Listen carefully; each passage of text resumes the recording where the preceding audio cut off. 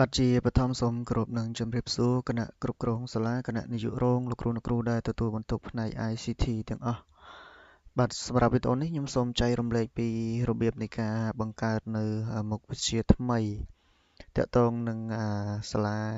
នីមួយៗមានន័យថាករណីដែលមុខវិជ្ជាក្រុមការងារបានធ្វើការដាក់ជូននឹងមានន័យខ្វះហើយយើងចង់ធ្វើការបង្កើតថែមអញ្ចឹងនេះគឺជាវីដេអូដើម្បីបង្ហាញពីរបៀបនៃការបង្កើតបាទអញ្ចឹងដើម្បីយើងអាចធ្វើការបង្កើតបានលោកគ្រូធ្វើមើលផ្នែកខាងលើបន្ទាត់ក្រហមនេះបាទមកលើផ្នែកទូទៅលោកគ្រូចុចមកបន្តមកទៀតយើងចុចទៅលើបាទការកំណត់ប្រព័ន្ធបន្តមកទៀតយើងចុចទៅលើប៊ូតុងមុខវិជ្ជាដែលនៅផ្នែកខាងឆ្វេងដៃបាទលោកគ្រូចុចមកបន្តមកទៀតយើងចុចទៅលើក្រុមនៃមុខវិជ្ជា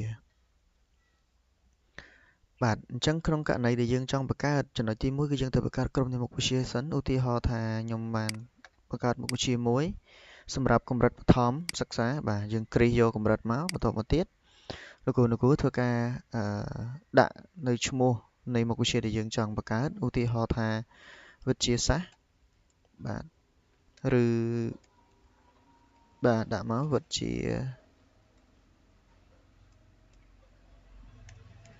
បាទវិទ្យាសាស្ត្រខ្ញុំដាក់ជាការចំណាំទេវិទ្យាសាស្ត្រទេអញ្ចឹងចំណុចនេះគឺសូមឲ្យលោកគ្រូដាក់ឈ្មោះក្រុមនៃមុខវិជ្ជាតាមជាក់ស្ដែងបាទអញ្ចឹងខ្ញុំ copy យកមកដាក់ដូចគ្នាពាក្យកាត់ខ្ញុំអត់មានទេសម្រាប់លេខកូដខ្ញុំក៏អត់មានដែរបាទអញ្ចឹងច្រឡោះចោលបានកន្លែងលេខកូដនេះលោកគ្រូអាច copy លេខលំដាប់នេះយកមកដាក់បានបាទបន្តមកទៀតគឺយើងធ្វើការរក្សាទុកលុតមីសេកមួយបញ្ជាក់ថាយើងបានធ្វើការបង្កើតក្រុមនៃមុខវិជ្ជារួចរាល់អញ្ចឹងចំណុចទី2គឺយើងត្រូវធ្វើការបង្កើតមុខវិជ្ជាហ្នឹងអញ្ចឹងដើម្បីយើងងាយស្រួលនៅក្នុងការបង្កើតចង់ដឹងថាមុខវិជ្ជាហ្នឹងស្ថិតនៅក្រុមមួយហ្នឹងអត់អញ្ចឹងលោកគ្រូអាចធ្វើការដាក់ research មកបាទកន្លែងខ្ញុំដាក់ហ្នឹងវិទ្យាសាស្ត្របាទនេះវិទ្យាសាស្ត្រតេស្តអញ្ចឹងលោកគ្រូចុចលើហ្នឹងមកបន្តមកទៀតអត់ទាន់ឃើញមានកូននៃមុខវិជ្ជាហ្នឹងទេអញ្ចឹងយើងចុចលើប៊ូតុងបង្កើតនៅផ្នែកខាងលើបែរខាងឆ្វេងខាងស្ដាំដៃបាទបន្តមកទៀតយើងធ្វើការជ្រើសរើសមុខវិជ្ជាគោលរបស់យើងមិញគឺបាទវិទ្យាសាស្ត្រតេស្តបន្តមកទៀតកម្រិតនៃភូមិសិក្សារបស់យើងគឺកម្រិតបឋម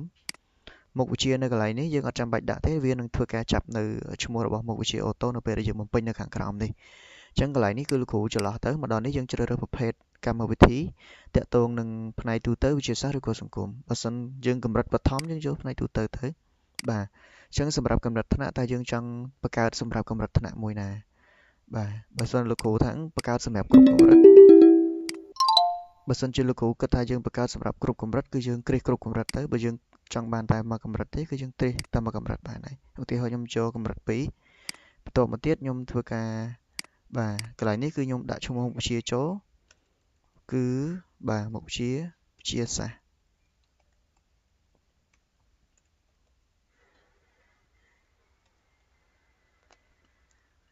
បាទខ្ញុំដាក់ជាការចំណាំលោកគ្រូអាចដាក់តាមជាក់ស្ដែងខ្ញុំដាក់ថាវិទ្យាសាស្ត្រតេស្ត1ហើយខ្ញុំ copy ខ្ញុំយកមកដាក់នៅកន្លែងអក្សរឡាតាំងអញ្ចឹងមុខវិជ្ជានេះតើយើងធ្វើការយកបន្ទុកអត់បើយើងបង្កើតមានន័យថាយើងយកបន្ទុកហើយអញ្ចឹងលោកគ្រូគ្រីសនៅត្រង់ចំណុចបន្ទុកនេះផងបាទគ្រីសមករួចយើងធ្វើការរក្សាទុកបាទអញ្ចឹងការបង្កើតនៅក្រុមនៃមុខវិជ្ជានិងការបង្កើតមុខវិជ្ជានេះគឺដូចគ្នាទេលោកគ្រូបង្កើតសម្រាប់កម្រិតផ្សេងក៏ដូចគ្នាដែរអត់មានអីខុសគ្នាទេបាទអញ្ចឹងឧទាហរណ៍ថាឥឡូវខ្ញុំបានបង្កើតមុខវិជ្ជាតេស្តមួយហើយយើងចង់ដឹងថាតើយើងទៅដាក់ការវិភាគវិញថាមុខវិជ្ជានឹងមាននៅអញ្ចឹងលោកគ្រូបដូរពីការកំណត់ប្រព័ន្ធមកជាផ្នែកទូទៅមកបន្តមកទៀតយើងចុចលើការវិភាគបាទបន្តមកទៀតយើងចុចទៅលើថ្នាក់ដែលយើងចង់ដាក់ការវិភាគ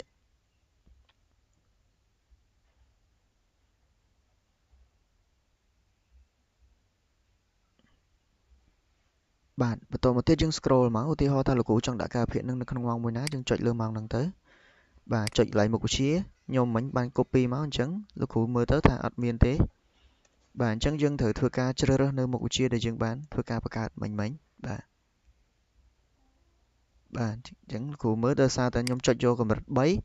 អញ្ចឹងវាអត់ត្រូវជាមួយស្តង់ដារកម្រិតទេព្រោះខ្ញុំមុខវិជ្ជាដែលយើងបង្កើតមិញគឺកម្រិត2បាទអញ្ចឹងខ្ញុំ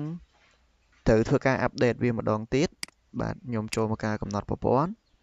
ខ្ញុំយកក្រុមនៃមុខវិជ្ជាបាទអញ្ចឹងខ្ញុំយកតាមកម្រិតខ្ញុំ filter កម្រិតមើល បាទខ្ញុំរើសកន្លែងនេះមកខ្ញុំយកកម្រិត2នេះខ្ញុំឃើញមានកម្រិត1អញ្ចឹងខ្ញុំធ្វើការកែប្រែបាទខ្ញុំបដូរពីកម្រិត2ខ្ញុំជ្រើសរើសយកកម្រិត3វិញហើយខ្ញុំធ្វើការរក្សាទុកបាទអញ្ចឹងលោកគ្រូមករើសនៅកម្រិត2នេះអត់មានទេដល់ពេលយើងចូលមកដល់កម្រិត3យើងសាក filter មើលមុខវិជ្ជានឹងមើលនេះមានបាទអញ្ចឹងយើងអាចទៅដាក់ការវិភាគបានហើយផ្នែកទូទៅដដែលជ្រើសរើសការវិភាគដដែលបន្ទាប់មកទៀតខ្ញុំជ្រើសរើសកម្រិត3បាទលោកគ្រូអាចធ្វើការបង្កើតប៊ូតុងរហ័សនេះក៏បានឬក៏យើងធ្វើការចុចទៅលើប៊ូតុងមួយតាមម៉ោងមួយក៏បានដែរចុចហើយខ្ញុំស្វែងរកមុខវិជ្ជាដែលខ្ញុំត្រូវការបាទនេះហើយខ្ញុំជ្រើសរើសឈ្មោះគ្រូមកបាទឧទាហរណ៍មួយទៅយើងចុចបន្ថែមគ្រូហើយយើងចុចរក្សាទុកបាទអញ្ចឹងនេះមុខវិជ្ជាហ្នឹងគឺលោតចូលមកហើយបាទអញ្ចឹងនេះគឺជាវីដេអូដើម្បីបង្ហាញអំពីរបៀបនៃការបង្កើតនៅមុខវិជ្ជាថែមឬក៏យើងថាបង្កើតនៅក្រុមមុខវិជ្ជាថែមបាទជាមួយគ្នាហ្នឹងគឺបែបហ្នឹងសម្រាប់មុខវិជ្ជាផ្សេងៗគឺធ្វើដូចគ្នាអញ្ចឹងបាទបើលោកគ្រូអ្នកគ្រូមានចង្អល់អាចធ្វើការសាកសួរនៅក្នុងក្រុមធំបានបាទសូមអរគុណ